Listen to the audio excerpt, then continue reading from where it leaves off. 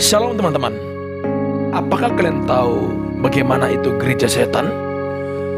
Apakah kalian pernah mendengar seperti apa pengajaran-pengajaran atau bentuk ritual-ritual ibadah dari gereja setan ini?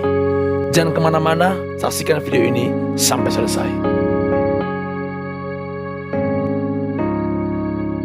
Oke, baik. Ada 5 fakta mengenai gereja setan atau orang-orang yang memuja setan yang konon katanya sempat sudah masuk di Indonesia. Wah, ini sangat mengerikan ya, dan kita harus lebih berhati-hati. Oke, mari kita lihat yang pertama, yaitu gereja setan sudah banyak membangun tempat ibadahnya ternyata. Kalau kita melihat di gambar ini, ya ini adalah di mana pengikut-pengikut gereja setan atau yang disebut dengan satanisme, ya, satanisme yang mulai berkembang dan banyak pengikutnya. Sama halnya dengan agama lain di dunia. Mereka membangun rumah ibadah dan juga memiliki sistem ibadah yang sangat runut hingga bisa diterapkan oleh semua orang. Bahkan sampai bukunya juga ada katanya ya. Juga sebagai tempat ibadah, pengikut satanisme mendirikan gereja setan yang tersebar di banyak negara di dunia. Di dalam gereja yang memiliki atribut satanisme ini, semua anggota berkumpul dan melakukan ritual-ritual mengerikan yang tak bisa diterima oleh akal sehat. Oh iya, gereja setan juga biasanya berada di lokasi yang tersembunyi. Supaya apa? Supaya orang-orang tidak banyak bisa mengakses gereja tersebut, hanya oleh pengikut-pengikutnya saja. Yang kedua, kalau di gereja setan, pengikutnya itu harus membayar gitu, harus bayar sesuatu lah kepada gerejanya atau gereja setannya. Contohnya, kalau mau masuk menjadi jemaat ya kan, harus bayar. Nanti uang itu digunakan untuk membangun tempat-tempat ritualnya, keperluan-keperluan ritualnya, dan sebagainya. Dan juga ya mereka bisa menyusup ke gereja ya.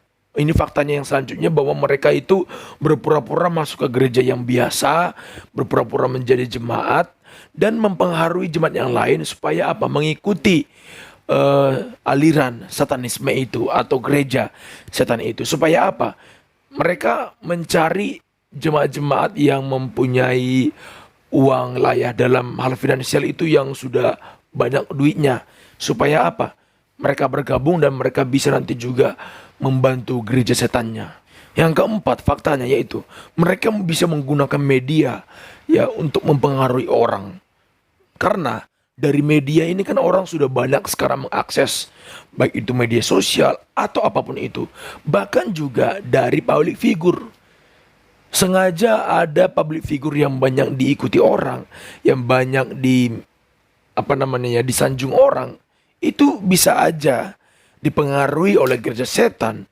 Untuk apa? Nanti dia bisa mempengaruhi pengikutnya supaya masuk ke gereja setan tersebut. Ini kita harus hati-hati. Nah, yang terakhir, yang kelima, penyebaran gereja setan atau satanisme ini sudah ada katanya di Indonesia. Di manakah itu? Mari kita lihat. Ajar sesat ini bukan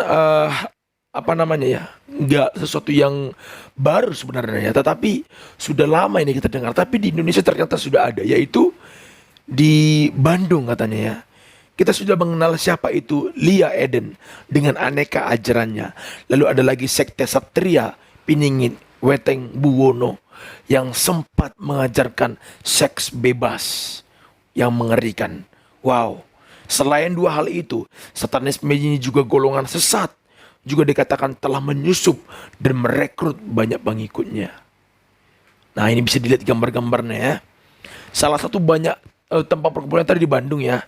Juga konon katanya salah satu bangunan rumah terdapat tanda satanisme, yaitu berupa gurita hitam raksasa di atas rumahnya.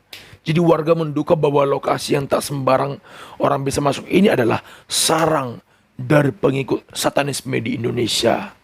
Wah, ini menjadi sesuatu yang kita ketahui supaya apa? Kita semakin waspada. Sudah banyak mereka yang bergerak, banyak mereka yang sedang mengincar orang-orang yang mungkin mulai putus asa sama gereja-gereja pada umumnya. Dan mereka ketika mendengar atau mengikuti suara-suara ajakan dari pengikut satanisme, itu mereka bisa secepat itu mungkin berbalik dan mengikuti mereka. Oleh sebab itu, mari kita semakin lagi berhati-hati. Alkitab mengajarkan, firman Tuhan mengajarkan supaya kita lebih berwaspada lagi. Karena ada banyak sekarang taktik-taktik strategi iblis untuk menjatuhkan, untuk menjebak kita sebagai umat Tuhan, domba-dombanya Tuhan. Sampai jumpa di video berikutnya. Terima kasih. Tuhan Yesus memberkati.